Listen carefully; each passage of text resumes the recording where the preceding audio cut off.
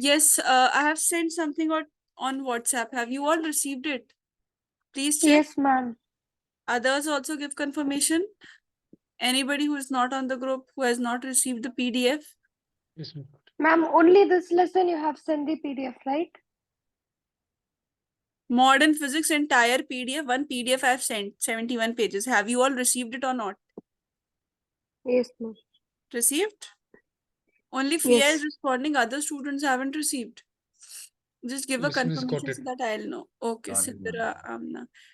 Who hasn't?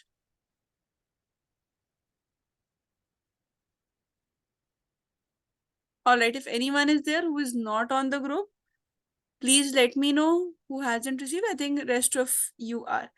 See class, one thing I'll tell you, this PDF, this is entire is not part of your syllabus. This is not completely new notes. So some of the portions that have been deleted from your syllabus are included there. So ignore all the portions that are present that are not included in your syllabus, but rest of the notes which are written that are very good, you can completely rely, and they are exactly made from your textbooks. All right, so those are very, very good handwritten notes, and these are just go through it once, because numericals are not present, so that everything will be discussed in the class itself. Okay, now I'll start with atoms. As I told you, atoms and nuclei I'll go, then dual nature, then in the last we'll cover wave optics. Ma'am, Yes, Fia. can you send the deleted portion like as typed? Can you share it? Deleted portion, I'll be telling you in between. Okay, I'll share it. In a typed message, ma'am. So we'll exclude that whatever you say. Okay. Thank you, ma'am. So first we have Bohr's atomic model. So the first thing that you have to understand is there is a quantization condition for angular momentum that exists. So basically, when we'll see Bohr's postulates are different, but before you start with anything, see, atoms are present in their respective shells, correct? All the atoms are present in their respective shells. So there is a waveform also existing of the atoms. Wave manner, they are existing in different patterns. Okay, so suppose if I talk about one single, if I talk about one single one, so here, or let me draw it over here.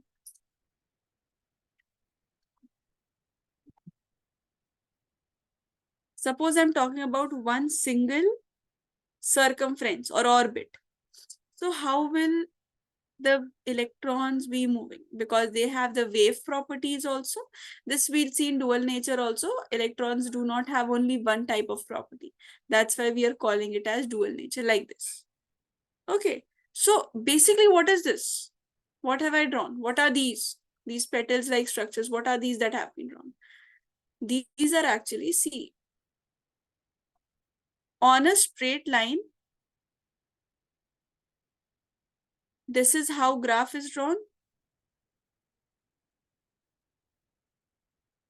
This portion is known as lambda, which is the wavelength, correct class?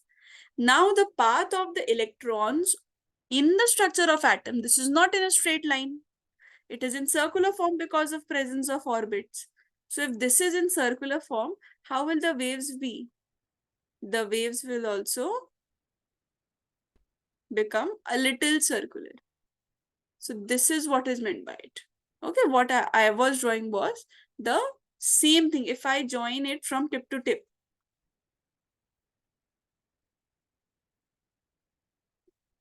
if I have one wave, one complete wave, and these two ends are joining, so what will I get? I'll get somewhat like this. So that has been drawn.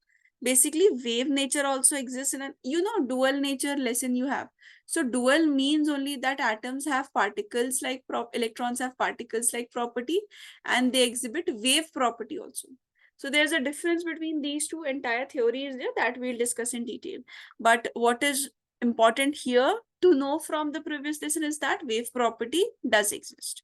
So if wave property is existing, this is how the wave propagation will occur. crest, trough, like this. Now class, if I say this is one wave, this is one wave. So the wavelength is lambda. If I say such two waves are formed, so you will say total length will become then 2 lambda, right? If I say two such waves are formed, you will tell me this is 2 lambda. For one, if it's lambda, one complete wave, if it's lambda, for two complete waves, it will be 2 lambda. For three such complete waves, it will be 3 lambda, and so on, it will go on. It means completely I can say this is n lambda. And n lambda, lambda is what? It's the wavelength. How do you take the length? Length of a, if I say wavelength is this and I want to measure it, I'll tell this is some 4 centimeters, suppose, because this is a unit of length. It's a portion of length. Correct, class? But when it is a circle in the form of circle, so it must be having certain radius r. So now what will be the length, wavelength, you can say. Wavelength will be 2 pi r, because that's the periphery of a circle. Right. Now, there is one formula of wavelength, which is h by mv. Okay, this is h by mv. Or you can mass into velocity is momentum, so you can say h by t also. What is h? H is Planck's constant. It's a constant, its value is fixed. You will be using the value in, again, this is a part of this dual nature itself. So lambda, everything is written in the notes, so no need to worry about writing it. Just everything is present in the notes. Some of the things which I'll mention in the class to write, that just you just copy that, that is sufficient. So wavelength, this is a, what is, which condition is this, what is this de Broglie wavelength and everything, we'll study later. But you just have to remember that this constant, Planck's constant, it has certain definite value which is used in light, and p is momentum, which you already know, that is the product of mass and velocity. So now when you put in this value, n into h by mv is equal to 2 pi r. Now from this, two things can be exchanged.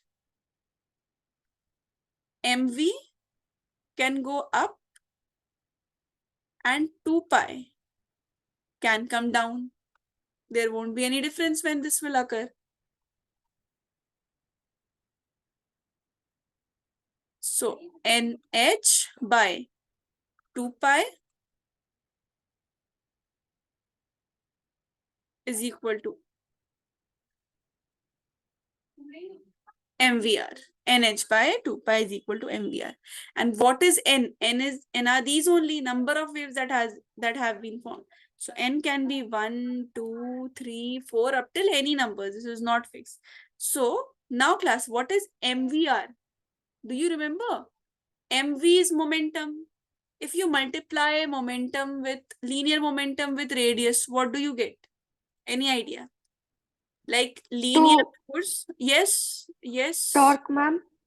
Torque is force. See, torque is when linear force and radius both are multiplied. When force is being multiplied, you get torque. When linear momentum is being multiplied, any idea? In class 11th, No, you all ma'am. must have studied. If linear force is F, multiplying R with F, you are getting torque. Torque is rotational analog of force. You have linear momentum as mv. You multiply R. You will get rotational analog of momentum. What is the rotational analog of momentum? Yes, Austin? Rotational analog of momentum?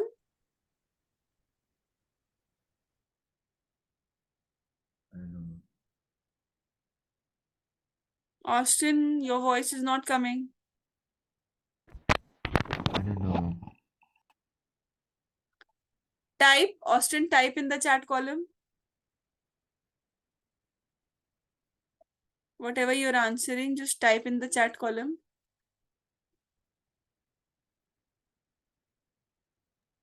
Is it angular momentum, ma'am? It's angular momentum. L. This is angular momentum. So MVR, C class, remember like this. When you have force, linear force, you're multiplying it with radius, you're getting angular force. And angular force is torque. Similarly, mass into velocity is linear momentum, P. So when you're multiplying P with R, you will get angular momentum.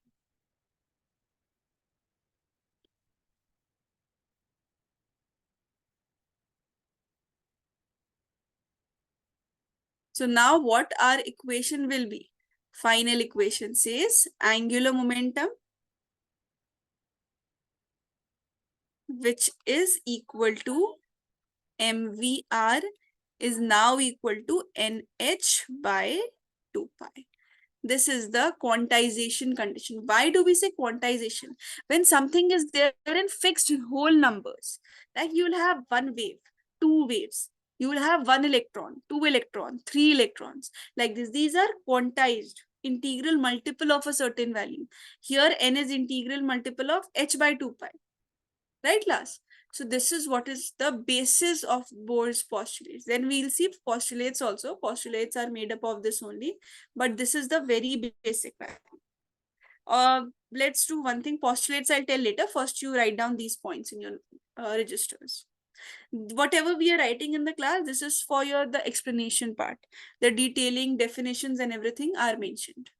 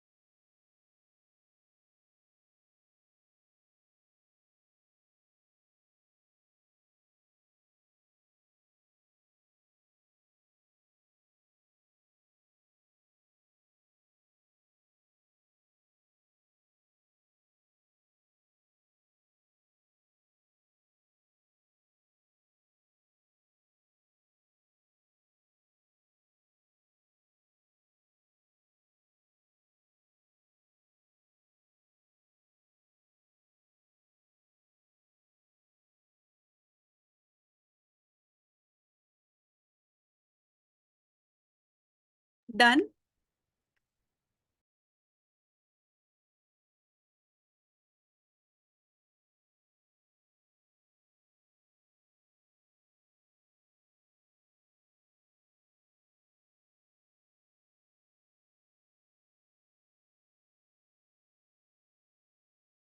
Okay, let's start with the postulates. So all the postulates are based on hydrogen atom. That's why we are having limitations also. Certain limitations are also there from this Bohr's model. Rest of the models also I'll discuss in detail. But firstly, I am trying to discuss the gist, the basics of the lesson. Then I'll go through the PDF also so that you also have an idea when you're studying. Right now, no need to open the PDF and study. Just focus in the class itself. Now, there are certain postulates of hydrogen atom. The postulates are based on hydrogen atom, but they are valid for all the single electron species.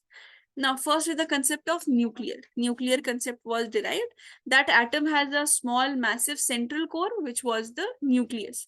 So, how it was observed that the nucleus is present in the center, and around it there are orbits which are present, which we call them as shells. Also, you can say, or you can say stationary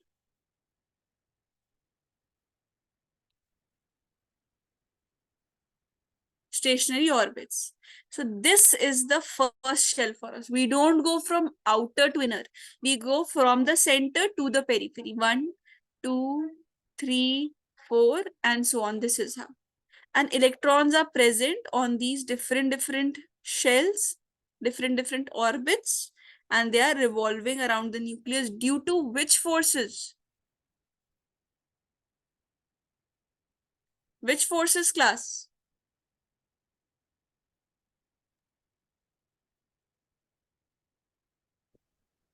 Electrostatic force, ma'am. Electrostatic force. Very good, Fia. Electrostatic force. When we started with electrostatics, that time also I told you that these forces which are present, all these electrons, these are present because of the electrostatic forces between them.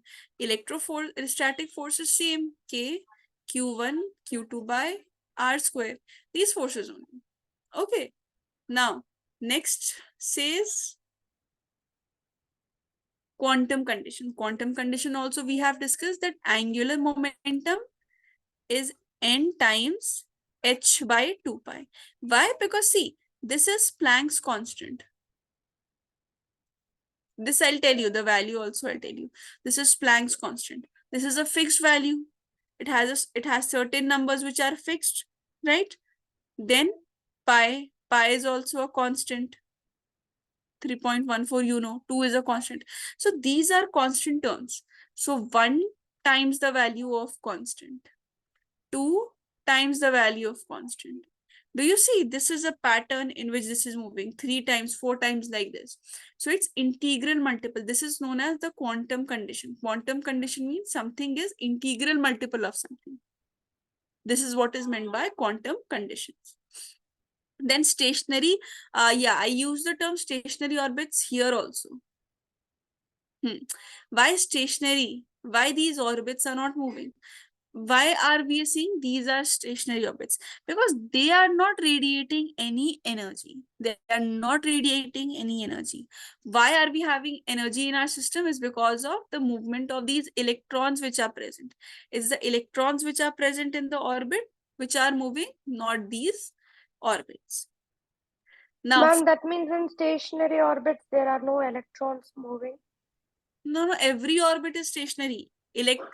Every orbit is stationary in which electrons are present. Use the term no shells or orbits. These means stationary orbits.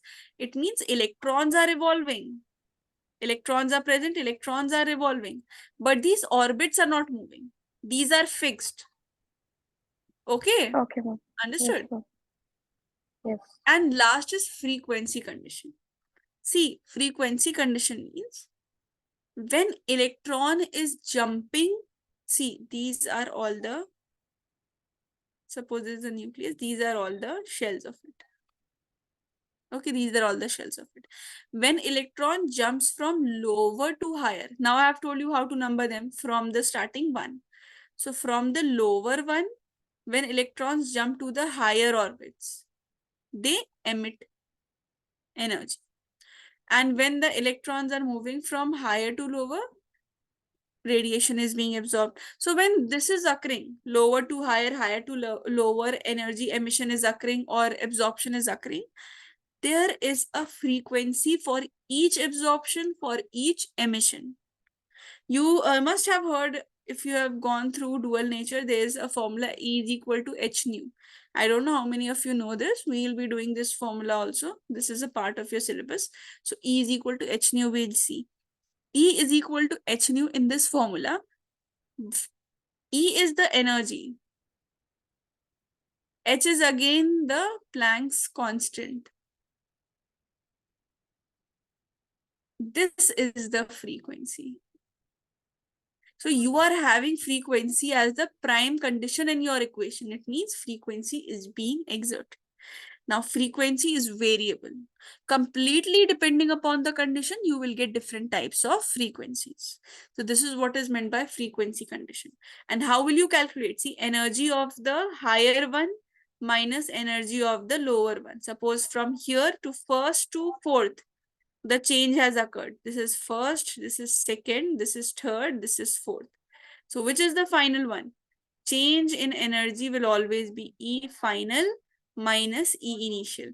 And this change in energy, which we'll get through final minus initial, will be further equal to h nu, from where you will get the value of frequency. Clear? So these are the basic postulates. Write it down. These are written in brief only.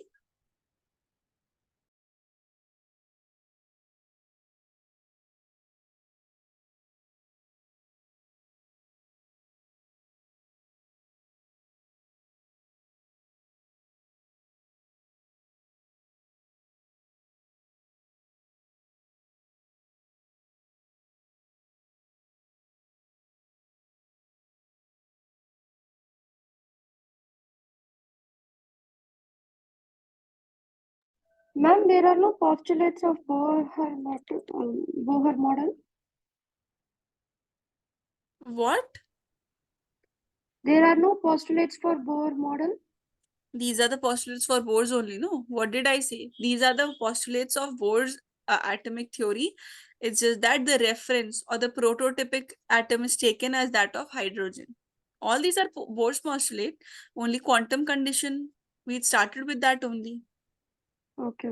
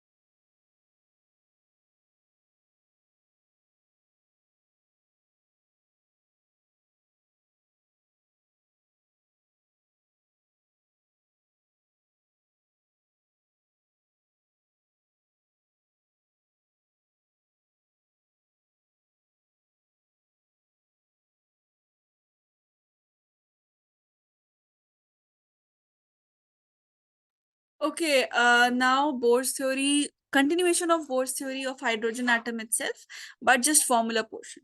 Formulas we haven't done, formula part. See, one thing remember, atomic number, these relate to your chemistry and especially your with your structure of atom lessons of your chemistry. All right, so Z is the atomic number. All right, this Z is the atomic number. So for hydrogen atom, we know Z will be taken as 1. If there is a different atom, whatever is its atomic number, you have to consider that. I hope you know how to consider atomic number. You must be remembering the periodic table. For this lesson, atoms, you should know all the elements which are present in your chemistry. You must have the tricks also to remember the periodic table. I think till at least calcium, you all should remember. 20 is the number. But though in your class 12th, you have other blocks also. All the DF blocks are also included in your syllabus in your chemistry. So it's better directly remember it. From there, you can extract the information about atomic number. Now see, as I discussed with you that electrostatic force is acting. So whenever there's a circular motion, I've always mentioned that there's a centripetal force which is acting. Centripetal force is acting means there is no as such centripetal force in reality present. It's the different types of force which provide the centripetal force. It's like a criteria for demand. There's a demand for the circular motion to occur with a certain force, and that is being fulfilled by different forces in different situations. In the structure of atom, you have electrostatic forces. So formula for centripetal force is mv square by r. What is the formula for electrostatic forces? C. E is the electronic charge. So Z times the electronic charge is the protonic charge. That is the nucleus charge. And you have electron here. So K, Q1. Q1 is Z into E. Q2, it's E. So K, Q1, Q2 divided by R square. So radius will be cancelled. Anything else? No, I think this is only being cancelled. So you have from here, radius is equal to K ZE square divided by MV square. This is our first formula. Clear class? K ZE square by MV square. Now, you have the condition. This I have repeated myself so many times. This is the quantization condition of angular momentum. That is NH by 2 pi. So from here, if we write the values of R is NH by 2 pi MV. Right? R is NH by 2 pi MV. So if I substitute this value of R here, right? Do you get it? If I'm substituting the value this. So from here, what should I get? What will be the value that I'll get? One more thing. Let's, before anything we are calculating, what is the value of velocity that we are getting? That is also one of the questions. Correct. This is also one of the questions. What is the value of velocity? So from here, if you're equating both these radii value, you will get the value of velocity also. So kz square by mv square is equal to nh by 2 pi mv. So m will be cancelled. From here, v will be equal to 1v will be cancelled. So this is equal to kz square.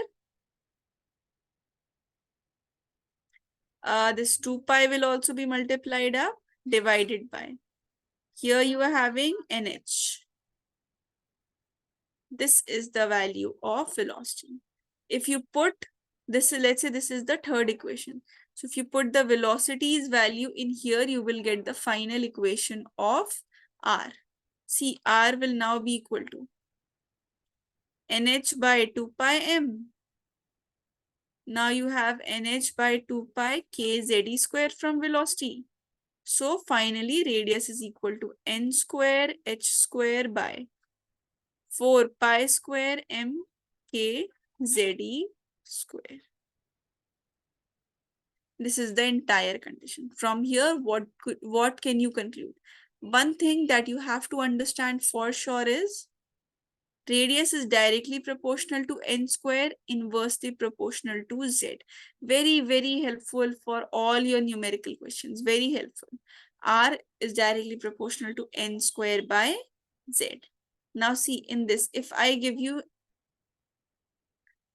you n is equal to 1, z is equal to 1. So what is the constant value that we are getting?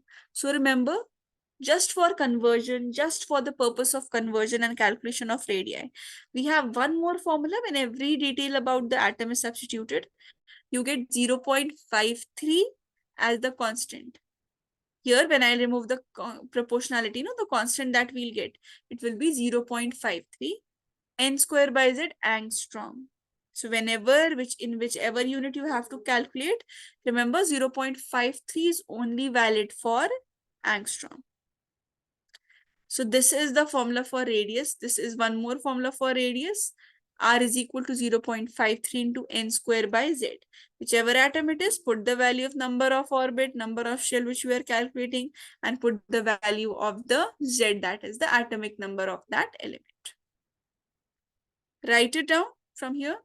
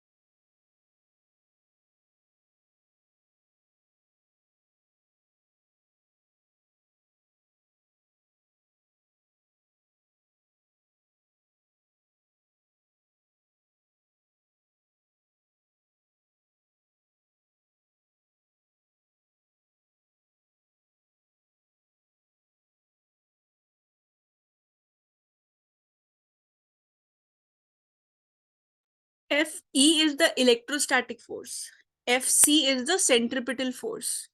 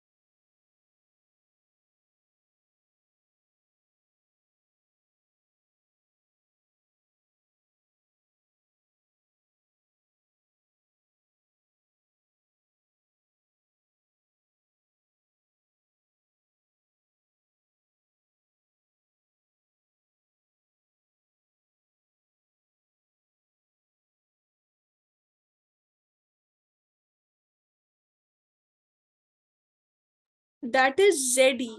This is Ze. Z is the atomic number, E is the electronic charge.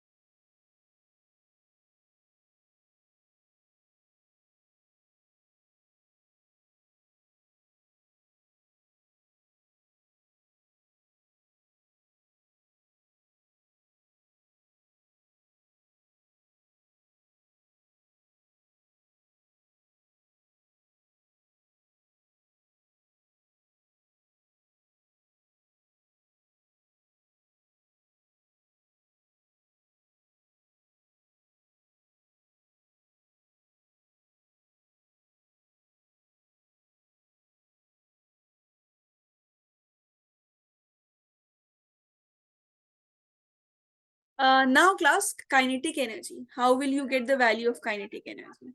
See, for kinetic energy, you have mv square by r is equal to k ze square by r square. Centripetal force. Centripetal force is equal to electric force. This we have done. Class, if I do this calculation, that I am multiplying half on both the sides. I have multiplied half here. I have multiplied half here. Multiply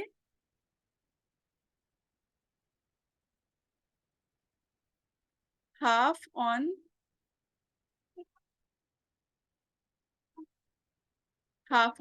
both the sides.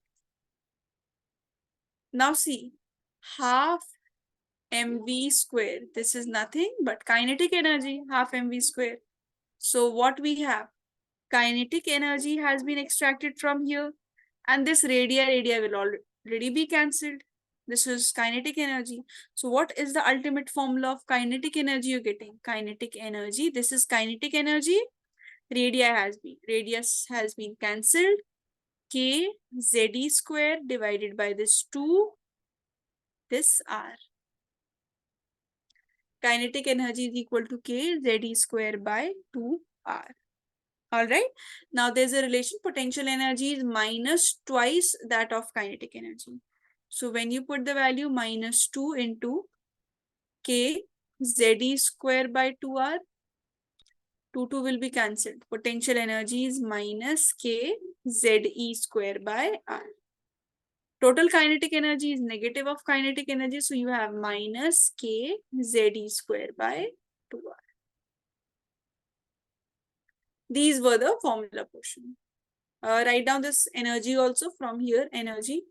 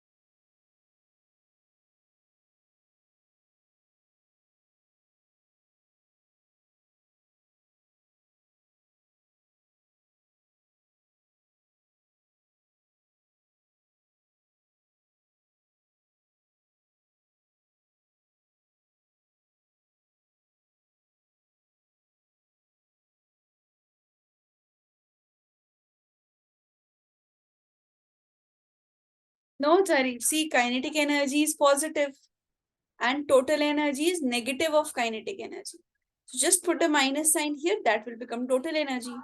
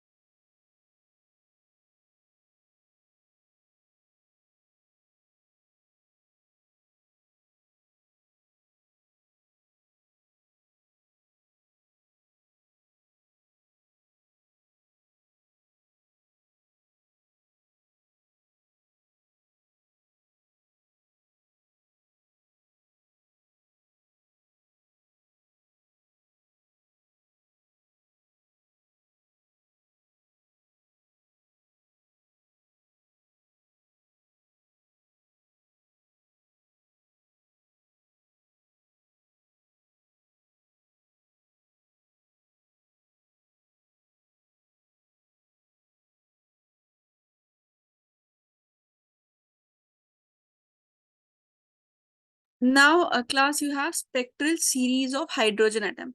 Before you go on to the details of this, have a look at this.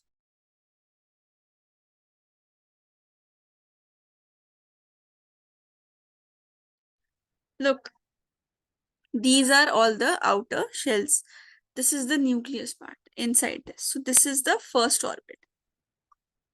Okay, this is the first one. This is the second, third, fourth, fifth, sixth, and so on till infinity. All these orbits are made. Now, if an electron jumps from infinity, but finally stops at the first shell, we call it as Lyman series. If again from infinity this is coming, but stops at the second shell, we call it as Balmer series. Similarly, if it stops at the third shell, from infinity, if it stops at the third shell, we call it as Bastian series. If again from infinity it is coming and stopping at the fourth shell, we call it as bracket series. Why series? Because not only a single spectral line will be made, not only a single electron will be coming, so that's why it's a series. But final stoppage should be fourth. And last you have fund series where the n is equal to fifth. This is the final one. So from infinity, it's not necessary that these rays have, the electrons have to come from infinity only. They can come from any shell they want. If they want to, they can come from fourth. Suppose if I'm talking about Lyman series, from infinity till the second one, all the rays can be covered and the electrons can come, but final cannot change. If the Lyman series has to be stopped, if the Lyman series have to be stopped at n is equal to 1, then if electron can come from fifth orbit to first, electron can come from fourth to first, third to first, infinity to first, 100 to first, 50th to first, anything, but first will be remain fixed. Similarly, in Balmer series also, from infinity, even if the electron is coming from 100, from 50, from 70 shell, from 20th shell, from fifth shell, from fourth shell, any shell, it should stop at 2. For Paston, it should stop at 3. This value is fixed for the shell. Upper limit can be anything. More than 3. Obviously, it cannot come from 2 from 2, 1. I'm talking about higher to lower, like this. These are all the series. Okay, first write it down.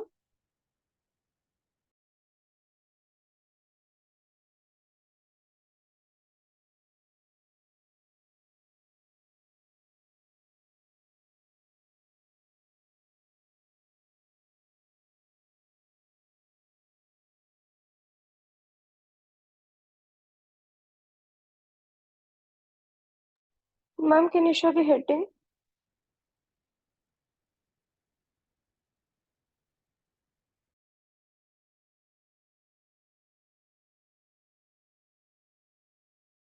This is the heading, spectral series of hydrogen atom. Yes, ma'am.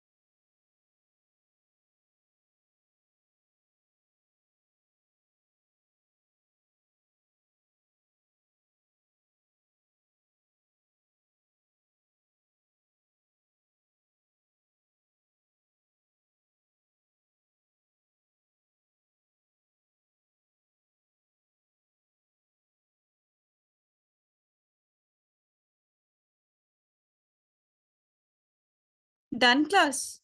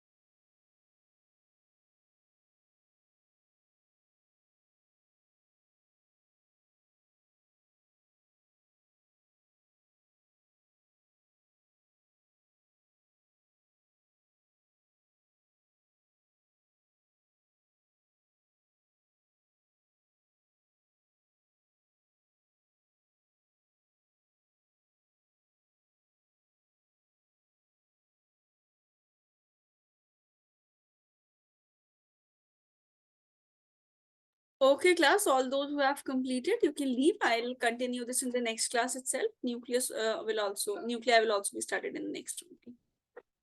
All right. Thank you so much, class.